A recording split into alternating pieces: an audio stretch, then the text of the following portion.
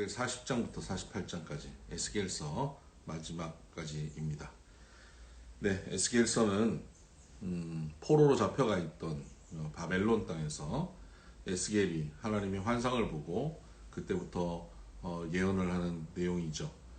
포로로 잡혀가 있던 이스라엘 사람들은, 유대 사람들은 곧 예루살렘 성전을 중심으로 회복되어서 곧 돌아갈 것이라는 헛된 기대와 그런 예언들에 취해 있었습니다.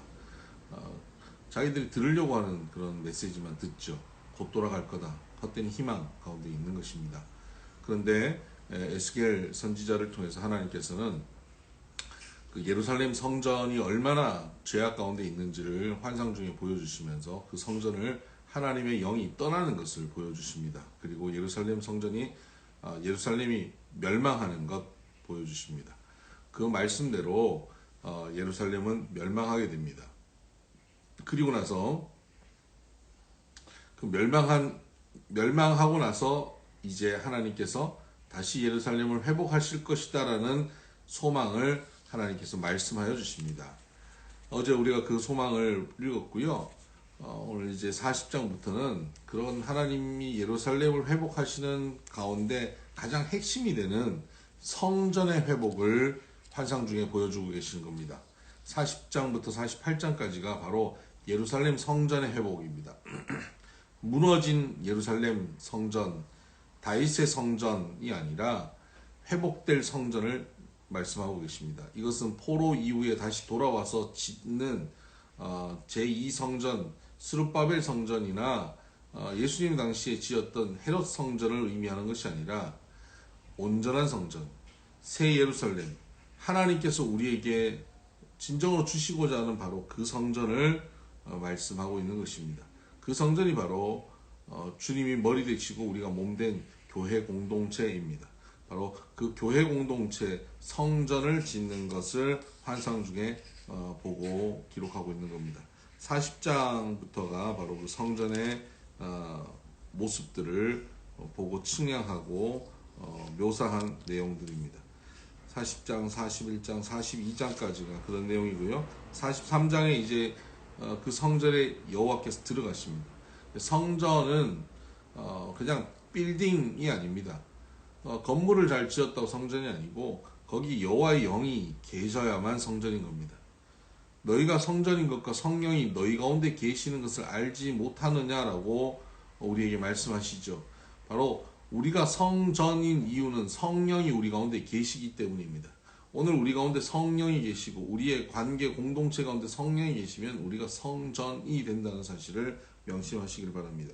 43장 4절을 보면 여호와의 영광이 동문을 통하여 성전으로 들어가고 영이 나를 들어 데리고 안뜰에 들어가시기로 내가 보니 여호와의 영광이 성전에 가득하더라. 에스겔이 전에 이 시점으로부터 20년 전입니다. 20년 전에 하나님의 영광이 성전에서 떠나는 것을 보았지 않습니까? 하나님의 영광이 예루살렘 성전에서 떠나는 것을 보았었습니다. 그렇게 해서 성전이 무너지고 예루살렘이 파괴되는 것을 환상 가운데 보았고 그것은 실제가 되었습니다. 이제 하나님은 하나님이 준비하신 새 성전을 보여주시고 그 떠나셨던 그 영이 그 성전에 다시 임하시는 것을 환상 중에 에스겔에게 보여주십니다. 전에 환상 중에 보았던 그 환상대로 영은 떠났고 예루살렘이 파괴되었던 것처럼 오늘 이 환상 중에 보여주시는 여호와의 영이 임하는 것을 볼 때 얼마나 감격스럽겠습니까? 내가 환상 중에 보는 이것이 곧 이루어지겠구나, 현실이 되겠구나 하는 것을 그런 확신에 차 있었던 것입니다. 하나님의 영은 우리 가운데 이렇게 임하셔서 우리에게 성전을 이루게 하십니다. 여러분의 가정에, 여러분의 삶에, 또 우리 교회에 하나님의 영, 성령이 늘 충만히 역사하시는 성전이 되어 있다는 사실을 우리가 기억하시고 그 성전을 거룩하게, 아름답게, 깨끗하게 우리가 잘 지켜나갈 수 있게 되기를 바랍니다. 44장을 보면 1절 보십시다. 그가 나를 데리고 성소의 동쪽을 향한 바깥문에 돌아오시니 그 문이 닫혔더라. 여호와께서 내게 이르시되 이 문은 닫고 다시 열지 못할지니 아무도 그리로 들어오지 못할 것은 이스라엘 하나님 나 여호와가 그리로 들어왔음이라. 그러므로 닫아둘지니라. 아무도 그 문을 향하여 문을 열고 들어오지 못한다는 겁니다. 여호와 하나님께서 들어오셨기 때문에 아무도 그 문을 다시 열고 들어오지 못합니다. 예전 성전에 누가 들어와 있었습니까? 바알이 들어와 있었고 담무스가 들어와 있었습니다. 1월 성신이 들어와 있었습니다. 그래서 우상들이 들어와서 하나님의 자리를 빼앗아 그곳에서 제사를 받았던 것이죠. 이제 하나님이 들어오신 그 자리에 다른 어떤 우상도 들어오지 못한다는 것을 의미합니다. 그런데 3절을 보면 왕은 왕인 까닭의 안길로 이 문 현관으로 들어와서 거기 앉아서 나 여호와 앞에서 음식을 먹고 그 길로 나갈 것이니라. 그러나 왕은 들어올 수 있다는 겁니다. 차별하는 겁니까? 네, 차별이죠. 우리가 바로 왕 같은 제사장으로 부름받은 사람들입니다. 그래서 성도들은 바로 주님이 오신 그 길로 함께 들어와서 주님과 함께 그 음식을 먹고 거기서 교제를 할 수 있는 겁니다. 이 성도의 특권이죠. 45장은 거룩한 구역과 통치자들의 통치 방식에 대한 말씀을 또 전해주시고요.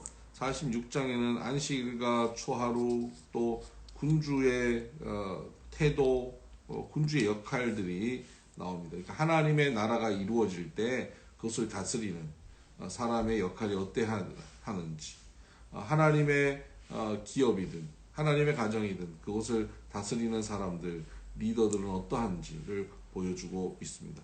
47장은 가장 유명한 말씀이죠. 성전에서 흘러나오는 물에 대한 말씀입니다. 우리 비손교회가 바로 그 이름이 이러한 성전에서 흘러나오는 물과 연관되어 있습니다. 에덴 동산의 첫 번째 흐르는 강인 비손이라고 하는 강 이름이 바로 이런 의미죠.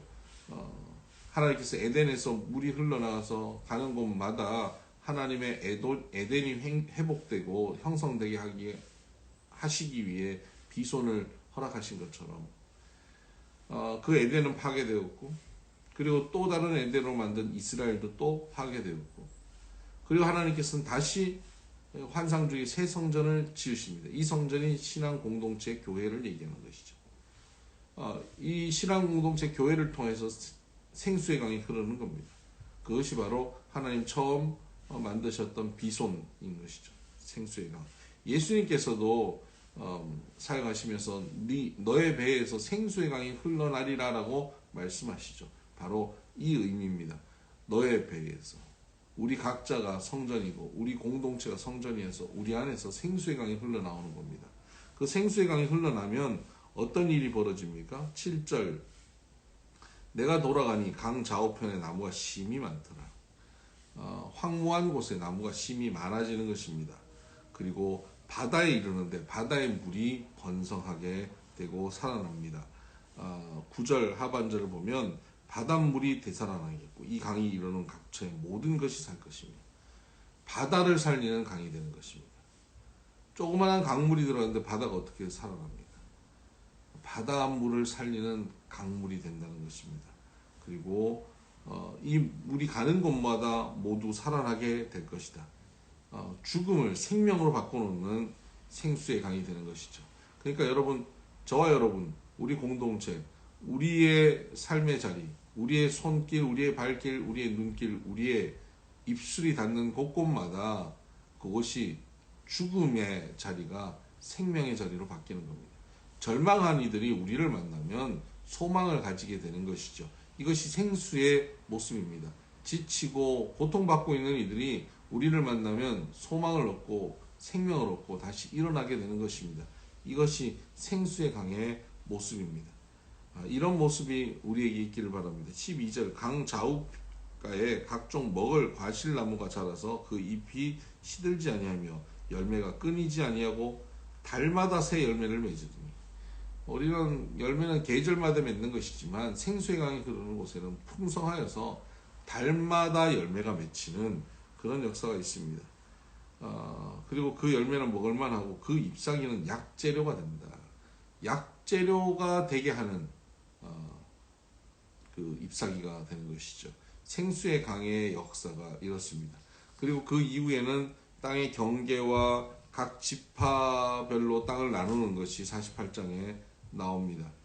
그리고 나서 그러니까 이 포로로 잡혀와 있던 이 사람들에게 이제 우리가 돌아가서 땅을 나누고 이렇게 살 것이다라는 말씀과 함께 하나님의 성도들이 각자의 달란트별로 각자의 모양대로 다양한 모습으로 살아가지만 그 땅의 크기와 상관없이 그 지파가 더 중요하고 중요하지 않는 것이 아니라 하나님께서는 그들 각자의 모양대로 살도록 가장 거룩한 하나님의 백성으로 부르고 계신다. 그래서 오늘 우리의 삶의 자리에 우리의 달란트에 뭐 차이가 있잖아요. 어떤 사람은 5달란트, 어떤 사람은 2달란트, 1달란트지만 그것으로 인해서 그 사람의 가치가 매겨지지 않는 것이죠. 달란트는 차이가 있을 수 있습니다. 그러나 그 달란트를 가지고 그곳에서 하나님 앞에 얼마나 거룩하게 경건하게 하나님과 교제하며 사느냐, 이것이 가장 중요한 핵심이죠. 달란트의 많고 적음에 중요한 것은 아닌 것이죠.